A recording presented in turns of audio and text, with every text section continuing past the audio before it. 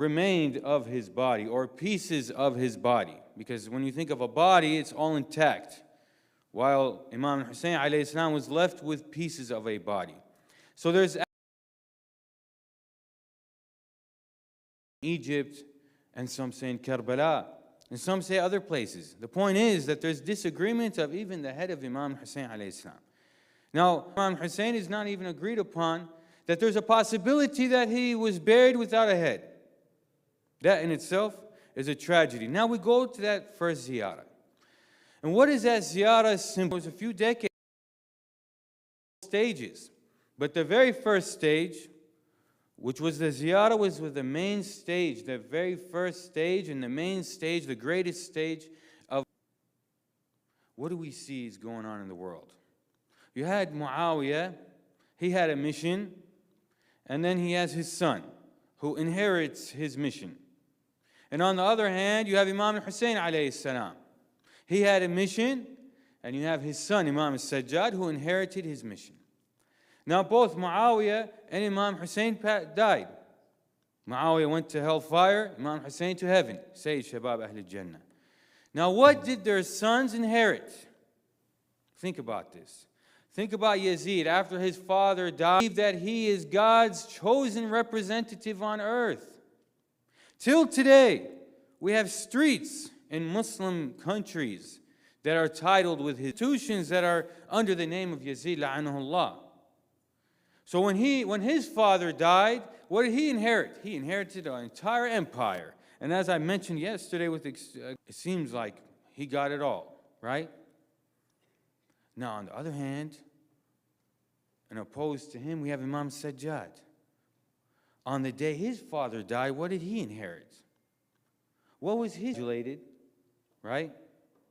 He's oppressed, he's disrespected, he's humiliated. Aside from everything he has to witness, his aunts and his sisters, his cousins who are being whipped, those that survived, of course. And when they take it off, blood comes out. His father's head, every single day, you know, according to historical reports, every single day, would take it off the spear. And every day he would replace it in a spear. Think about witnessing your father's head, day in, day out. Every day, that person that you love, they would hang up Imam Hussein's head they would nail it on a palm tree. Okay? Some days they found different creative ways of how to hang up the head of Imam Hussain. The circumstances that Imam Sajjad, inherited, let's say, from his father. When his father died, this is what he received. On the other hand, when you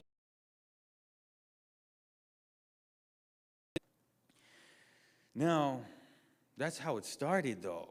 How did it end? That's how it started. And this is one of the most important things we need to, if we can take anything from the lowest point. And on the other hand, his opponent is at the highest point. In all form worldly calculations, he was at the top. And when we are given sometimes we look at our situation and we complain. And it's okay sometimes. I'm not saying I don't do that myself. But sometimes we look at it and we're like, oh, that person got a head start. Situation, all these difficult elements and variables in my life, and it makes my fulfilling my duty a great challenge. Sometimes we have this type of resources, this many followers, we can go on. And you look at yourself and you don't see that much. And this is a great example. I mean, we look at him, the world could offer. And he, from a worldly aspect, had nothing. But again, what happened after? Imam Sajjad's imamah represents historically that transition. The imam before him, his head is on a spear. And his sister, his aunt, the imam's aunt, and the daughters of the imam are being whipped while they're in chains and they're dragged from town to town. And you have cursed people, and that girl has a gift from Yazid. Such a low point. And what happened when he was done with his mission?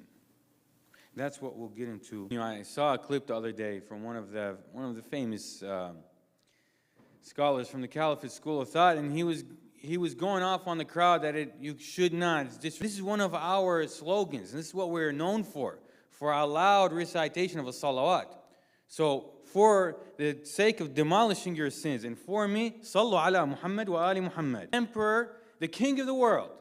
By the time he finished, the entire dynasty was taken away from them, transferred over to their cousins. He demolished before him. And all of that hard work, multiple decades, so much resources spent. They worked so hard to deviate the religion of Prophet Muhammad off the way I described. Before I even continue, look at the situation. When he meets, this reminds me, when he meets Yazid, and sometimes we think, we know of a Torah, and he's using it. And he asks him what that is. And this prayer bead, it was made out of what? Out of mud. So it seems from all aspects, he's really, Yazid really feels like he's victorious. Sand of Karbala, Imam Sajjad, before leaving Karbala, he was able to take a few handfuls. He made a prayer bead, and he made a turba. So for Yazid, he thinks what? This is another sign of his victory. And he take good care of it. This is something that Imam Sajjad established.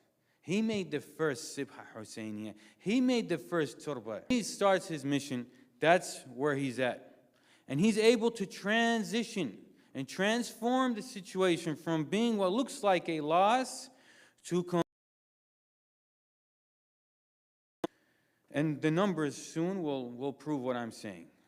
Because when we look back, when I said yesterday about the mission of Imam Hussain alayhi salam, his mission was to reform, to save, to liberate angles, but clearly the hadith of the Holy Prophet sallallahu alaihi wasallam was under extreme attacks, to the point where it was almost non-existent.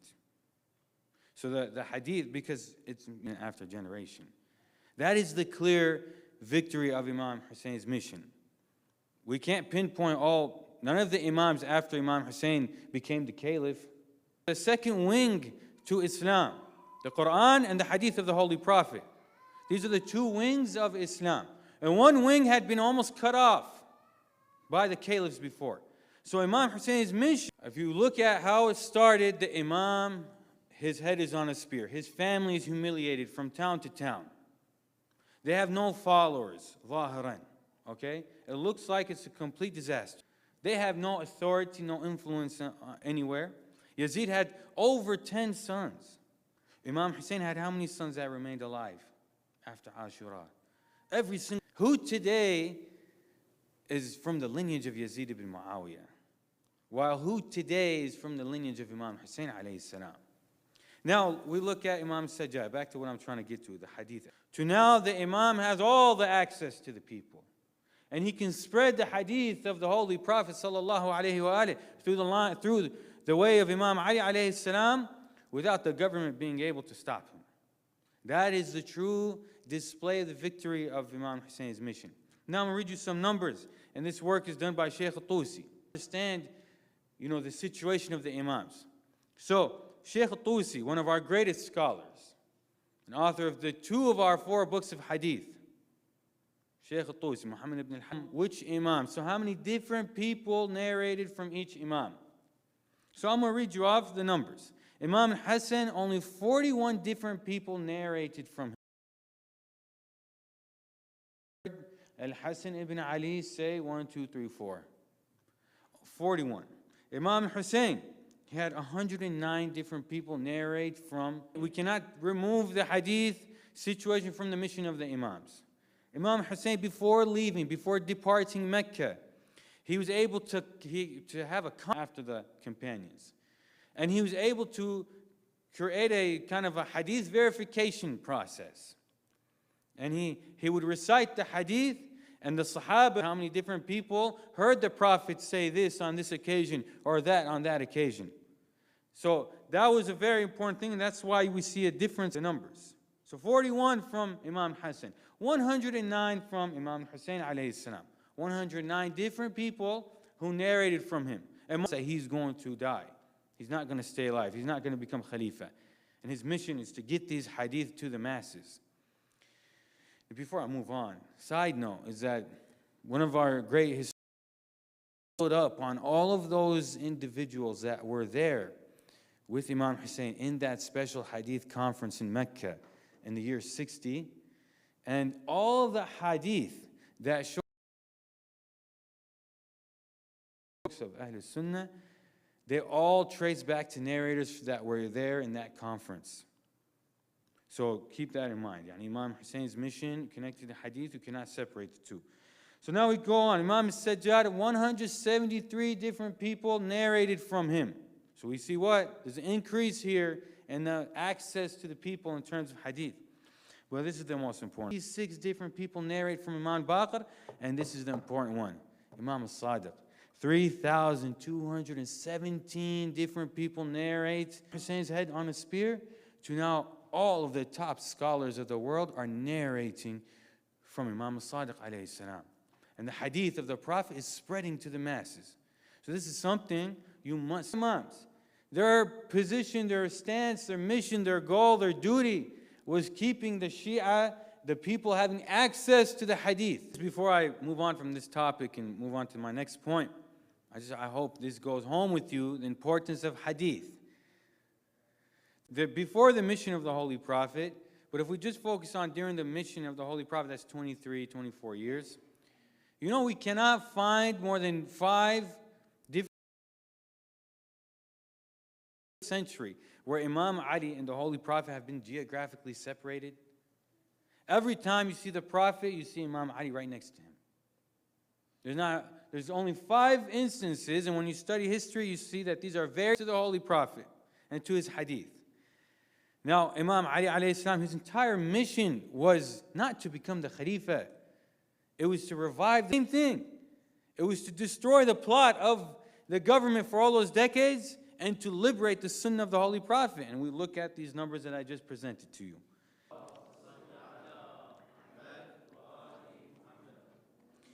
So now I want to move on to the next point. Like I mentioned yesterday, Arbaeen this is when we display our pride. And it is very important for us to have pride in who we are. We must have pride. You should never be embarrassed that you are Shi'i. And this event of Arbaeen is where we display the most amount of pride and where the world knows us and recognizes us. Now I mentioned to you, okay, the Shia of Kufa, led by Mukhtar, is narrated, they built somewhat of a shrine for Imam Hussain Karbala. And immediately after Ashura, from the north and from the south, from the east and from the west, completely outnumbered by battle after battle, and they keep annihilating Shi'i armies, but they keep popping up. One here, a few thousand. The secret to the power, the recharge for the Shia. And that was the ziyarah of the grave of Imam Hussain alayhi salam. So that's on Karbala, to make sure nobody can enter. But soon after, you realize no, people are still there. People are still performing ziyarah, even if they can't live there. So now it comes down, you know, his hadith. But he also took it a step further, and he made sure that, okay, the Imam al-Hadi, let me make sure he has no access to the Shia. But that wasn't first. He starts with the demolition again. So many times, it's a countless amount of times the shrine of Imam Hussain has been demolished. These tyrants don't seem to get the picture. No matter how many times you demolish the shrine of Imam Hussain, So now a group of Shia have to all collect money, and they give it to one person to go perform ziyarah niyabatan on all those who put up. And wahakada, they pay up until he drained the Shia. 1 year, somebody comes, like, all right, extend your right arm. And what does this Shia do? Pulls out their left arm. It's like, well, last year I came and you cut off my right. Imam al-Hadi and his Shia don't have a good time, and they cannot meet with each other easily. So all Imam al-Hadi is able to get out masses is perform ziyarah, be the one chosen to be executed. And they would gladly give up their life so that their 9 brothers and sisters can go perform ziyarah. But that didn't work either. It kept going till Mutawakkil raised up the bar. There's this thing called al-Ha'ar al-Husayni, where it's basically under the dome. That location under the dome, those parameters are the Ha'ar al-Husayni, where the water is narrated. They emphasize the importance of the Shia performing ziyarah. having majalis where they gather and they remind themselves of they commemorate the tragedy. And the Imams after Imam al-Sadiq, they were completely cut off from the people. There's very limited people that could actually have access to the Imam at the time. Imam al-Qadhi in prison. Imam from performing ziyarah. Those are the same soldiers that are surrounding Imam al-Hadi and Imam al-Askari. So those Imams after, we see that which is the future. So the Imams, they clearly focused on the ziyarah. Not everybody could understand why. Our maraji' keep focusing on the ziyarah. To get to Karbala. If it's from India, from Pakistan, from Africa, from Russia, from Europe, from America, from Canada, from wherever. Some people have to struggle much more than others. Some of us keep going. Now, what's the secret behind all of this? We know that there's a close relationship. So the Imams focused on these three things: Majalis Imam Hussain, Ziyarat Imam Hussain, and seeking knowledge. And in these majalis, we revive and we remember and we learn about this is what's preparing us for the reappearance. Now let me give you one example of this. Now first of all, we see historically that these majalis of Imam Hussain, but we see every single time from the death of Imam Hussain, from the martyrdom of Imam Hussain until today, it's a creation of it's those who attend the majalis of Imam Hussain that step up on the front lines. We never have proper training. When I say we, I'm talking about our ancestors and up till modern day.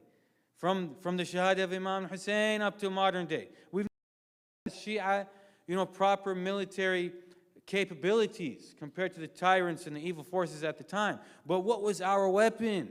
It was the majalis of Imam Hussain. Now, the ziyarah, though, I want you to something remarkable, because when you look at the narrations about the end of times and the reappearance of Imam Hujjah Ajallah Ta'ala Faraja, it's very clear that he will reappear on Ashura. And from there, it is the duty of all the Shia in the world to what? Ilayna. To go to the Imam. To go where? Ashura of Muharram. He has 40 days until the Arbaeen. And what do we see is happening? That at the end of times, the coup,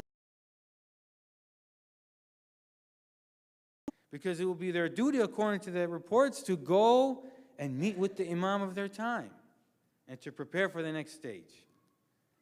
So now what is happening with the ziyarah of Imam Hussain every year? We are indirect proper supplies, no proper electricity, no proper plumbing, no proper any infrastructure. And they are training themselves to house the Shia. And now we see that the people there, without even knowing, are being trained to host the Shia of all the world. And that's something you can't just pass by. And you hear a big explosion. It's towards Karbala. We were about halfway there. So in my mind, I've never heard of one of those before. So I'm going to in my life. But when you go into history, you see why. This is passed down in our genes. Like I mentioned to you earlier, a few minutes ago. Mutawakkilu, other than they were developing in Syria, and then when they crossed over into Iraq. And I was in Najaf at the time, and at the time we were over 70 Western students. And what happens each time that these type of forces, the grandsons of Yazid, come back to life? Who steps up and stops them? SubhanAllah, what's going to happen with everything? People are, scared for their lives, and most people, no country will accept them. They're stuck there to be slaughtered. And we're seeing of the marja' in the shrine of Imam Hussain. Look at the power of the ziyarah of Imam Hussain and the shrine of Imam Hussain. And that's why the tyrants try so hard to stop people from visiting there. And wave after wave, millions upon millions of young men, who all they've done in their life is attended majalis of Imam Hussain. No military training. And wave after wave, they're able to push out one of the best equipped military groups, militias on the planet, right? And they knocked them out, took them out of the Holy Land. I call it the Holy Tyrants. And it's our job to make sure we give put whatever effort we can in preserving these practices, these rituals. If we can't go, and if we can't, we find a way to participate. Because this is what kept us alive all of these centuries. This is what our imams focused on. So we need to respect the ziyarah, speaker, or you might respect the speaker. You need to respect what we're doing as a group. We are reviving a ritual. So just like you respect the salah, the tragedy of Ahlul Bayt is being revived to the audience, those who are present. This was highly respected and honored. Even taught us that, what if I have difficulty crying? Some of us have difficulty crying. So what does the Imam tell one of the Shia companions? In lam tabki fatabaka. If you can't, is reciting. This is a ritual, like I said. And this is very important. We cannot mock it, and we can't disrespect it. And when a majlis is being recited, we put away our phones. We don't just, what kept us alive. And it's a miracle that we, the Shia, still exist.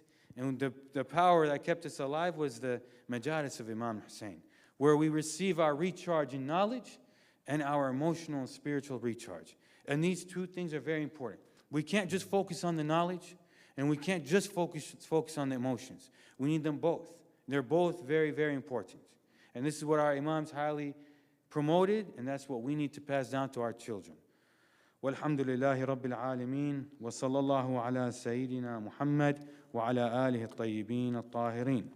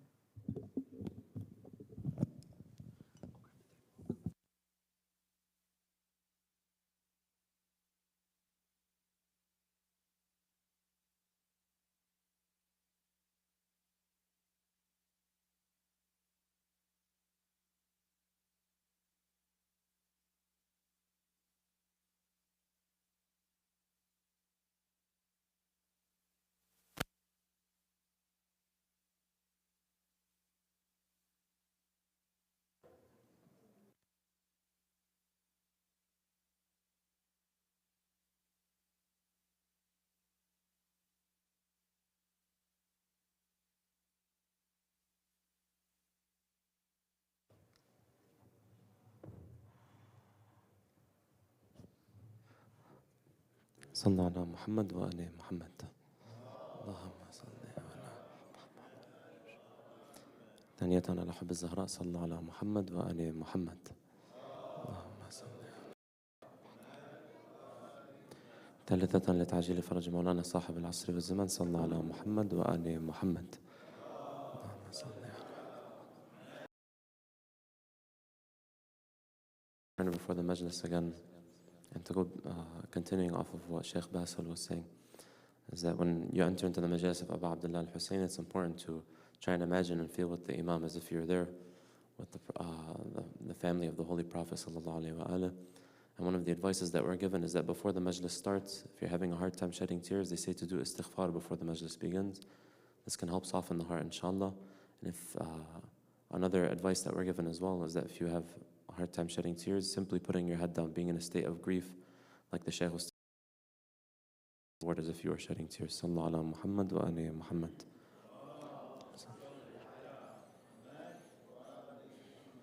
أعوذ بالله من الشيطان الرجيم.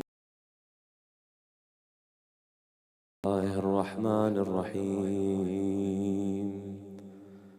اللهم صل على محمد وآل محمد. اللهم صل على محمد وآل محمد. صلى الله عليك يا رسول الله. صلى الله عليك يا أبا عبد الله. صلى الله عليكم يا أهل بيت النبوة وموضع الرسالة ومختلف الملائكة May Allah's peace and blessings be upon you, our beloved Holy Prophet. And the Ahlul Bayt, it was in your homes that Allah blessed us with guidance and revelation. And upon you descend the angels day in and day out. Ya Habibi, Ya Hussain, Ya Hussain, Ya Habibi, Ya Hussain, Nur Aini, Ya Hussain, our beloved Hussain, light of our eyes, Hussain. May Allah's peace and blessings be upon our beloved Imam, Aba Abdullah, our beloved oppressed Imam, who was slaughtered by the shores of the Euphrates, while his mouth was dry of thirst. Brothers and sisters, the 40th of Aba Abdullah, the Arbaeen, is a commemoration of the return of the Imam's household from Damascus to Karbala on the 20th of Safar. Upon him, the heavens cried for 40 days with blood, weeping over Aba Abdullah. The earth cried for 40 days by being covered with darkness. Even that, and even after that, we all continued to weep over him. What can we say about Karbala? What can we say? Man, the tents are attacked and set ablaze. The women and children are taken captive. God knows what pain they went through as captives. But let us forward to when Yazid the tyrant released the family and the women and children of Hussain. It is said the group began their move away from Sham. At a point they reached where there were two alleys to choose from, either Medina or Karbala. And Sayyida Zainab said to take the group back towards Karbala and begin their journey. Stop us in the hardship land, so we can smell its holy scent. Stop us in the hardship land, so we can smell its holy scent. Where Hussain was killed, him and his band, and Abbas gave even his hands. The family of Abu Abdullah makes their way back. Now let us talk about Jabir ibn Abdullah al-Ansari, the oldest companion of Rasulullah, the first visitor of Abu Abdullah. It is said Jabir was a blind man. Jabir approached the lands of Karbala with his servant Atiyah. And the first thing Atiyah narrates Jabir did was that he went to the Furat river. He did ghusl in the Furat. Jabir took off his shoes and began to search the maqtal of Karbala for the grave of Abu Abdullah. Jabir said to his servant, "Take my hand and take me towards where you see multiple graves and find for me the grave of Hussain." His servant says, "How do I find the grave of Hussain?" Jabir then said, "Simply leave me amongst the graves and I will find the grave of Hussain."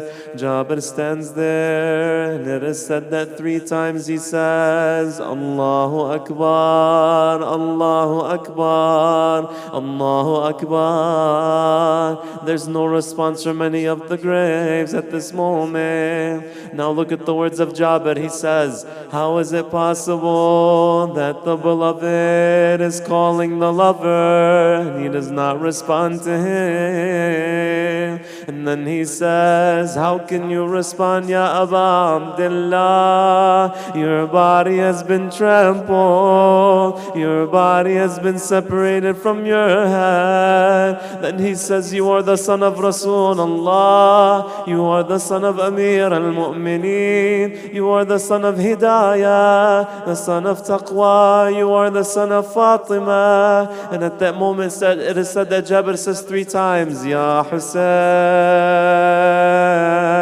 Ya Hussain, Ya Hussain." And at that moment, a voice comes from the grave and it says, Jabir, your master is right here. Jabir collapses on the grave of Abu Abdullah, rubs both of his cheeks on the grave of Abu Abdullah. Imam al-Sadiq says, may Allah have mercy on those cheeks that rub themselves against the darih of Abu Abdullah. 20 million people by foot, by plane, by boat, and by car, dragging themselves for a moment to rub their cheeks against the darih of Abu Abdullah. May Allah have mercy upon those cheeks. Imam al-Sadiq says, Jabir begins to converse with Abu Abdullah. He says, Mawlai, tell me what happened on the day of Ashura. It is said that Abu Abdullah responds to him, telling him, Jabir, stand up and move far away from here. My Zainab is about to come for ziyarah.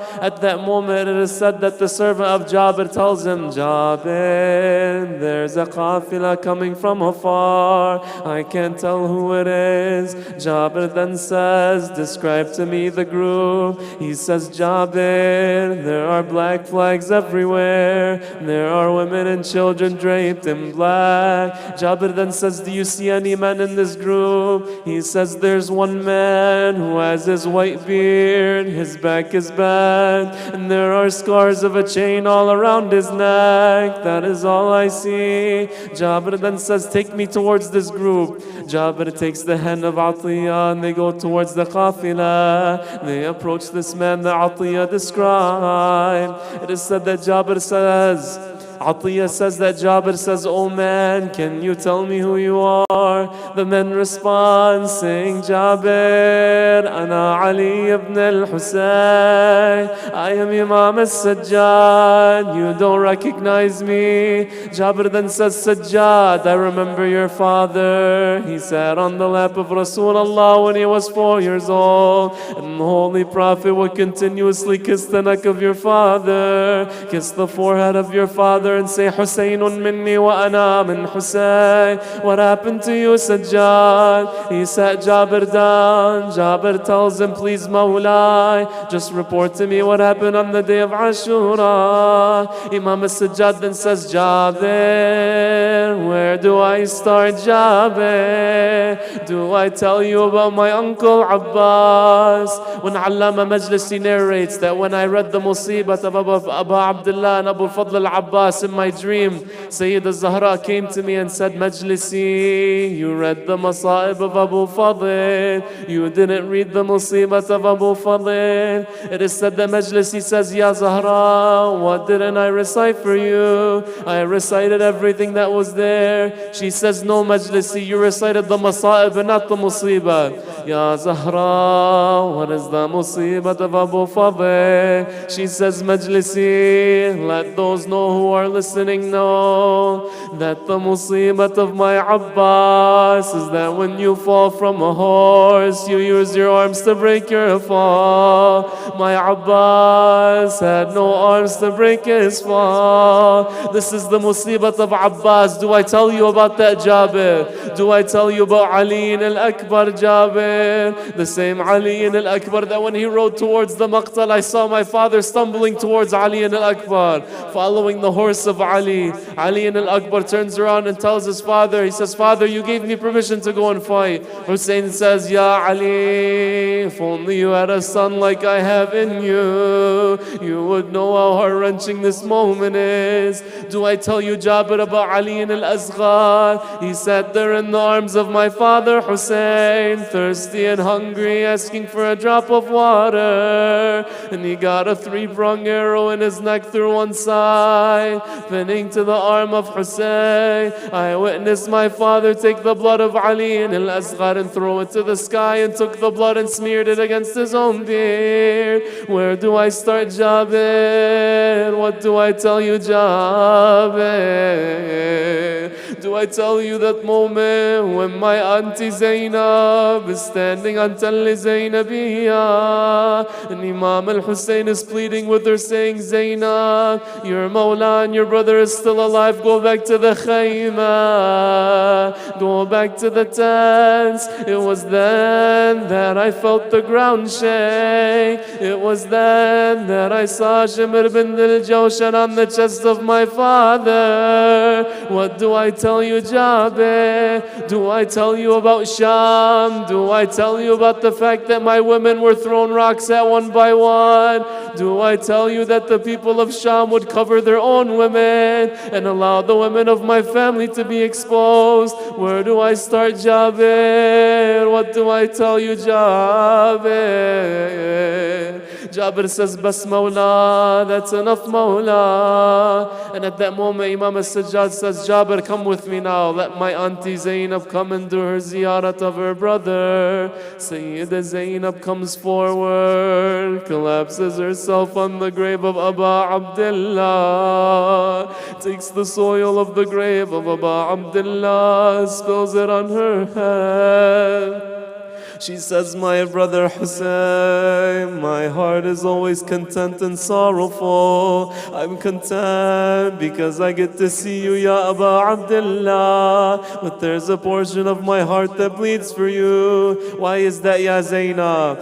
It is said that she was given an amanat on the day of Ashura. Ya Aba Abdullah, you gave me an amanat on the day of Ashura. A 4-year-old Sakina. I left her in Sham. And I want you to know that she left this world holding onto your head, Ya Aba Abdullah.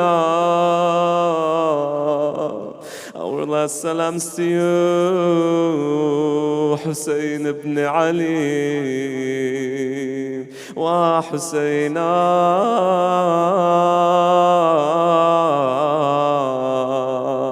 wa Madluma. شهيدا وغريبا حسين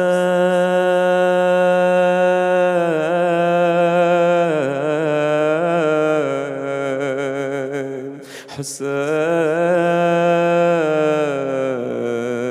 حسين حسين حسين حسين حسين حسين